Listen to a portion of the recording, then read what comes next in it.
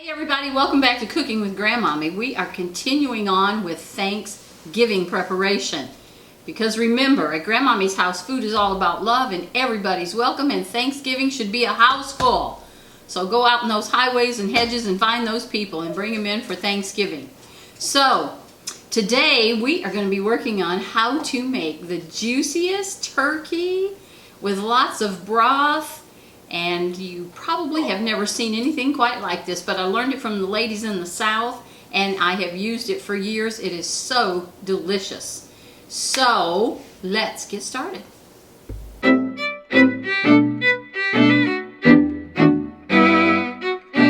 If you're buying it frozen, and most of them are, you're going to want to have it in your refrigerator for at least a week. You could have it in there longer, but at least a week so it's thawed out by the time you're ready. So I'm going to show you how to get it out of the packaging, what to take out of it, and how to get it ready to put in your roaster. So here we go.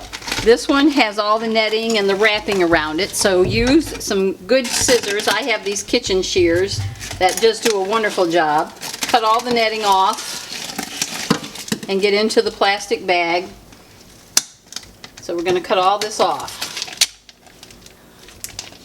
Down so far, and then I'll be able to just peel the paper back. Make sure you do it in a sink because there's a lot of juice that's going to come out. Now you have to get down in your turkey and pull out. There's a turkey neck in there, and then when you turn him over on the breast side, you'll see there's a package of giblets, or the inner organs. You can use these for various things. I typically just throw them out. So I have my turkey out. I'm going to hold him up and let all the extra juice run out. And now I'm going to put him over here in the roaster. You want to use lots of salt. I use kosher salt because it's big and chunky salt that sticks to the meat. So I'm going to liberally salt the breast and the legs here. And then I'm going to turn it over. You want this turkey to cook breast side down because all that good moisture and juice is going to go down into the white meat, which is the drier meat of the turkey. So the turkey is breast side down into the roaster. We've put 5 cups of water, and the oven is preheated to 500 degrees. Going to put the lid on the roaster. By the way, this is a 15-pound turkey. This roaster will hold up to 20. You could do 10 or 12 in here. But here is a very important thing to remember. If you're using a roaster that has vents in the lid, see these little vents? Make sure that they are closed up. If you leave them open, all your moisture and steam are going to come out and your turkey is not going to be juicy. So make sure those are closed up. We've got him all ready now to go into the oven that's preheated at 500. Alright, so now our turkey is complete. Remember, we had it at 500 for 1 hour. We turned the oven off and we let it stay in there for 8 hours. So the pan is warm, but it's not too hot to touch. So now I'm going to show you how to deal with the turkey once it is finished. Now remember, this is not the way to cook a turkey if you want that nice golden picture perfect look. But if you want juicy turkey, the juiciest, best you've ever tasted, this is the way to cook your turkey. Plus you have a whole lot of that liquid. Remember, we've got a lot of broth in here now because that's the way the southern ladies got enough broth to make dumplings. So I use it to make my dressing, to make the gravy for the mashed potatoes. So all that's going to be in here. So let me take the lid off, and you can see he's in there. I always put the turkey, remember we put him with the breast down, that way the juices are running into the driest meat, into the white. So here's his back, and he's slightly brown, but we're going to pick him all apart.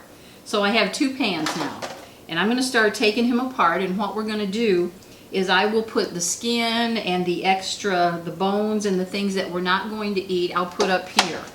I will take some of this skin off of the wings because it's a big turkey wing and there's some on there, and there's a lot of good leftover things you can do with this. But for now, I'll just leave that bone up there from the wing, and then as I'm taking the meat off, I'll use that pan. And I tell you who loves this process, my little dog smells this and she loves it, so she'll come in a little while, and that nose will be up in the air smelling the turkey meat. So I'm taking the skin off, and in my pan that I'm putting the actual meat into, what I normally do is I'll put the white meat on one half and the dark meat on the other. But just start taking the skin off and getting right down, and see how tender this is? It's just coming right out in my hands. The only part that I ever actually have to use a knife on is when I slice up the turkey breast. The rest of it is just coming off. See how easy that is? It just makes a juicy, juicy, tender turkey. I have been doing this for years. I've given the recipe to so many people, and when they first hear it, it's like, you gotta be kidding. Does that really work? But it does. So here's the drumstick and the thigh that came off. So I'm just gonna take the dark meat and put it right here on this side of the pan. The only fail that I've ever had from someone who tried this recipe is he put his turkey in, turned it up to 500, turned his oven off and left, and that should be okay, but he didn't put the water in. So his turkey was like crispy, dried out. It didn't work. But you got to remember to follow all the steps, and that water is what makes the broth and keeps that turkey juicy while it's cooking. So I'm just continuing to take the meat off here. I mean, you can just see so many possibilities if all this isn't eaten. Soups.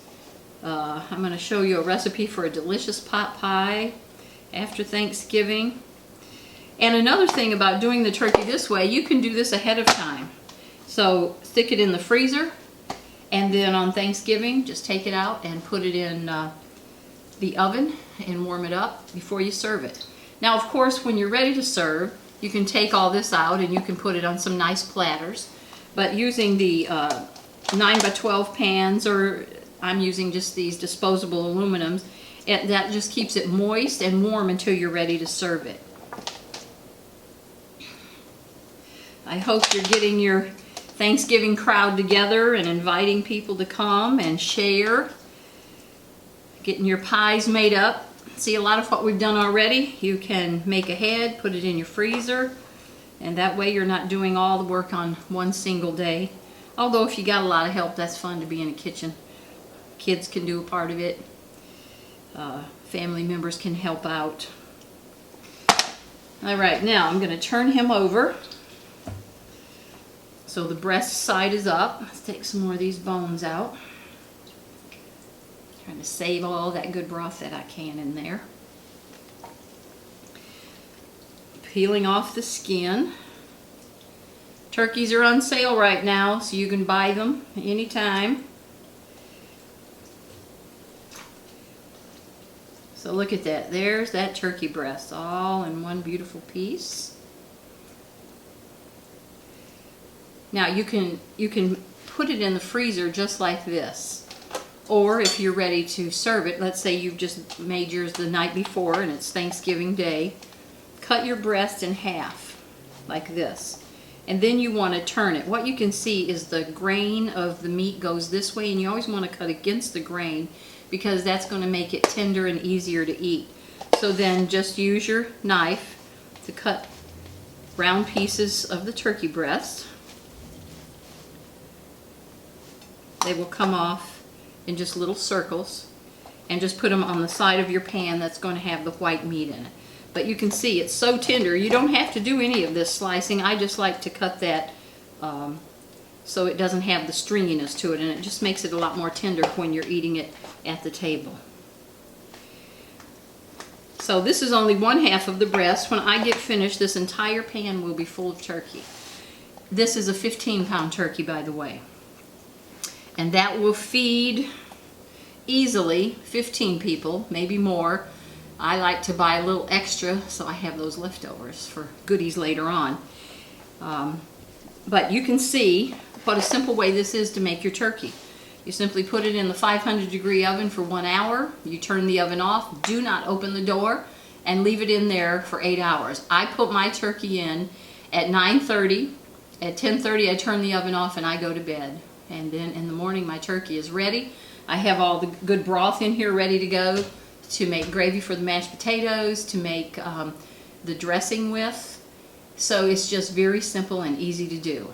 I hope you'll give it a try. Sometimes a turkey is a little intimidating. How do I do it? How do I handle it? But you can see it's really not that difficult. Good and juicy and yummy. Thanks for joining me today. I'll see you next time. Bye-bye.